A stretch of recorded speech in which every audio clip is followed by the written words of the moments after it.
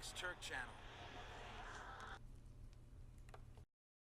What's up, Final Fantasy fans? Your King and I, Vincent Valentine EX Turk, my Archfiends of Chaos, and we're here with another Final Fantasy theory because, well, I had one that just, well, popped out to me. And this is about the rivals of Final Fantasy 15, Noctis and Ravus. What if they switched places? What if King Regis was assassinated and killed by Idolus's hands when Noctis is a child and Noctis was kidnapped by Idolus? Instead of what happened in Tenebrae, Queen Silva would be alive, thus Ravus would not be going bad at all. Ravus would remain a good guy because he'd be the king of his own country. Or at least she'd raise him to be the king. Now, Ravus would not be as strong as he was in the Niflheim Empire, because the Niflheim Empire, they pushed Ravus to be the strongest. So keep that in mind. Ravus is not going to have the same power gauge he has in the normal game, because now this is an alternate universe. The only reason where Noctis would join the Niflheim Empire because he was kidnapped by Idolus and raised under Idolus, but Noctis wouldn't be a complete bad guy. In this universe, Gladiolus was killed in the battle with Glauca alongside his father and his sister, and Ignis as well. Prompto would be the only one kept alive because of Versteel's interest in Prompto, so both Prompto and Noctis would grow up in Niflheim. Now this will change a whole lot of the whole lore. But even though Noctis would be a little bit more evil be a little bit evil and wouldn't be merciful to his opponents because he would be raised to do that in the Niflheim Empire, he'd still be vengeance thirsty, planning the right moment to get rid of Idolus Outercraft and Arden Lucius Kylium. Now, the Astrals would never accept Noctis on the fact that he's part of the bad guys now. So the Ring of Lucii would not be able to work. So he wouldn't be able to defeat Arden, at least right now. But just like Ravus, he would be the High Commander of the Niflheim Empire, just like Ravus was. Except this time, Ravus is a good guy. Now, with only Prompto and Noctis. Now, Noctis would still get strong because he'd be the High Commander of the Niflheim Empire. And Prompto would be at least a lieutenant.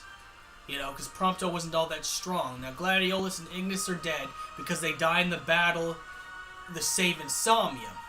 But this is where the Niflheim would have came earlier, killed King Regis in front of young Noctis, and they kidnapped young Noctis and young Noctis was forced to train under Idolus, the man who killed his father. So this would change. This would be a lot darker story than realized, because this time the two heroes would be Ravus and Lunafreya. The other brothers are dead, so you're not going to be seeing Gladiolus or Ignis in this universe. So Prompto would train and get to the biggest. You'd have to kill some of the Astrals as an initiation test for the High Commander position, just like Ravus did. So Noctis would kill a few Astrals, so he would never have the power of the Astrals, and he would never have he'd have the Lucius Kylian power, like Arden did, but he would never be the Ascended, but he would still get strong. Now, him and Ravus would probably meet like they did in the game, but reverse. This time, Ravus getting the Regalia, somehow. Somehow the Tenebrae can afford a Regalia. Because Insomnia has fell earlier on, so the only dominant kingdom is Tenebrae. And Queen Silva raised Ravus to be the king. Now, Queen Silva will still die, but Ravus would be an adult and take the mantle of king. He would train hard, and he would fight Noctis.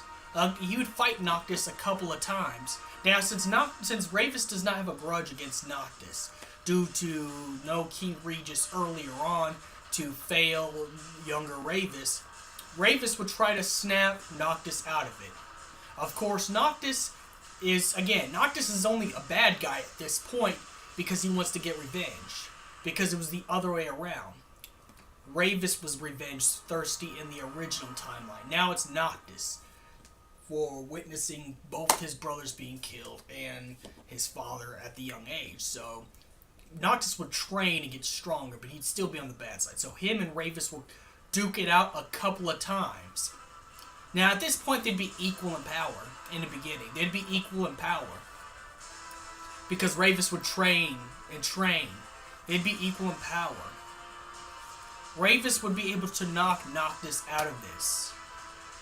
Because Noctis will start to fall in love with Lunafreya on the fact that they're childhood friends. I mean, well, actually, that wouldn't even happen at all because they're not childhood friends at this point. But Noctis would still fall in love with Lunafreya because she understands him and what he has to do to defeat the Nephilim Empire. So what would happen is since Prompto's with Noctis, both Prompto and Noctis would team up with Ravus. Now, Noctis would be a tad bit weaker than he was in the timeline. And he can't get the Ascended power, so Arden will have no use for him. So Arden would go and try to kill Noctis on the fact that there's no use for Noctis. But at this point, they would be just as strong on the fact that after Ravus and Noctis defeats Emperor Aldercraft for Steel, Aranea more likely will join up with Ravus because she sees what the Nephilim Empire is doing. So it'd be Lunafreya, Prompto, Noctis, Aranea. After defeating Idolus and all the Nephilim Empire, they go challenge Arden. Now Arden will still be immortal, but at this point, Noctis will prove his worth for the Astros and the Ascended King power by renouncing the Nephilim Empire and for being a Lucius Chime. So he'd get the power even earlier than before. Now he won't get the Ascended power, but he would still sacrifice himself, and Narden will be destroyed, and then Ravus would rule as the King of Insomnia, and that's the whole fan theory. So may the crystal be with you.